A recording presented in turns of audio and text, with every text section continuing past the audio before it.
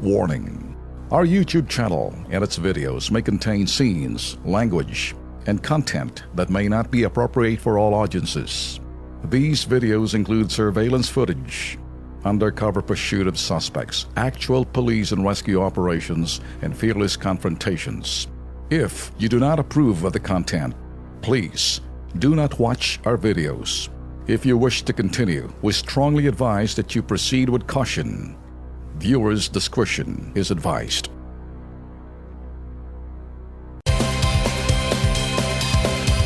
Ito ho ang tanong. Well, pero bago ho yan, pakinggan niyo ho manang bagay na ito ho, tingnan niyo ha, analyze this. Mag-uumpisa raw ng panibagong people power ang pagkaka-aresto kay Senator Leila de Lima. Ito raw ang maitim na plano ng dilaw ayon sa pambubuking ni Justice Secretary Vitaliano Aguirre.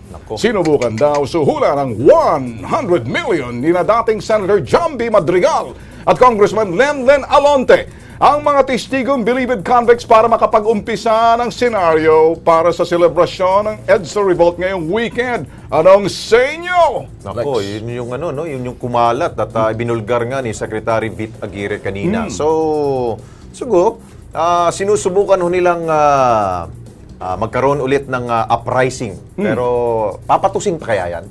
Yan ang tanong ngayon. Yun ang sinasabing testing the water. Yun. Parang ang senaryo, kapag inalok yung mga inmates, babaliktad. Exactly. Sasabihin nila na, hindi ho, talagang pinilit na ho kaming magsabi ng ano para idiin itong si Senador de Lima. Parang ganon. Yan. Unang senaryo. Pangalawa, at the same time, parang ito'y magkaroon ng kalituhan. At medyo hindi lang kalituhan, kaguluhan na rin kung ito'y magsasucceed. Kaya ito'y binulgar ni Secretary Vitaliano Aguirre. Pero intindihin nyo po mga ka-KP, yung mga nanonood ngayon sa PTV, isipin nyo natin kung bakit nga ba ho kinasuhan si Senador Leila de Lima. Hindi po to dahil po sa politika. Ito po dahil po sa involvement umano niya sa drugs. Yan. Yun po dapat itanim mo natin sa utak. Hindi po to dahil sa banat siya ng banat kay Pangulong Duterte. Hindi ho. Drugs po ang involvement dito. Kapag drugs ang involved ka dito, may kalalagyan ka. Nilabag mo yung batas. Paano, Lex, ang sinasabi ng kanya mga dilaw na partido? Oo. Political, persecution. Oo nga.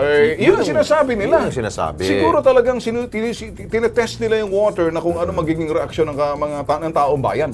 Kaya, Lex, tingnan ito natin. na. Ito ang sabi ni Eva Aguirre. Hindi nila kaya ang solid Duterte. Salot sa bayan ang mga kultong dilaw. Ito naman isa, sabi ni Jonathan Canya. Sabi nga ni President Digong, rally all you want, rally all you can. Kahit di na kayo umuwi, only rally, no problem. Parang only rice, no?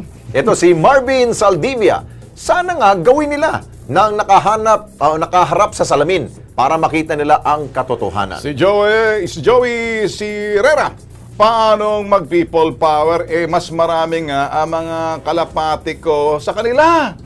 Ilan bang kalapati mo? Biruin mo, tatapatan mo ang supporters ni Pangulong Duterte. Ilan yun? 16 million. 16 million at saka, balita ko ata, parang baka magkaroon ng separate na pagpupulong din. I don't know. Pero ito, face off. Face off ba? Oo. May pupunta na ito sa Merong pupuntang yung papabor dito sa kay Senador. Meron ring grupo ng pro-Duterte. Nako. Mag-aano sila? Mag-harap-harapan. Huwag Tingnan naman mag-away. Hindi naman. Ano lang yung ganun lang. Oy, ikaw. Duro Pro na. ako, ikaw anti. Ganun. Wala Iba lang. pa yung sa luneta. Pero after nun, kamayan na lang kayo. Ganun ba? Basta walang gulo. Hayagan yung free expression. Ayos lang yun. Okay. Sabi ni Solano Frank, sabi niya, magkano naman kaya gagastusin ng yellow card sa people power na yan? Nako, si Janice Coronado, di gawin nila maiba-iba naman. Yun. Si Len Fradejas, sino magrarally? Mga benteng fans? Marami rin yun. Dagdagan natin, isa pa, 21. 21. Si Alvaro Fury.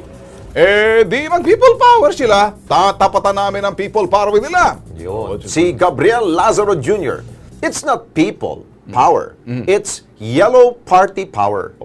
Sabi ni Grace Ann Lopez, di yan magtatanggumpay mga sir. Sabi ni Melody Tezuka, go ahead. Para magkaalaman na kung ilan na lang ang pupunta at sasama sa people power na sinasabi nila, for sure naman, mga bayaran at ayaw ko nang banggitin yun, BU, basta something lang ang makikinig sa kanila. Okay. Yun. Yun. Okay.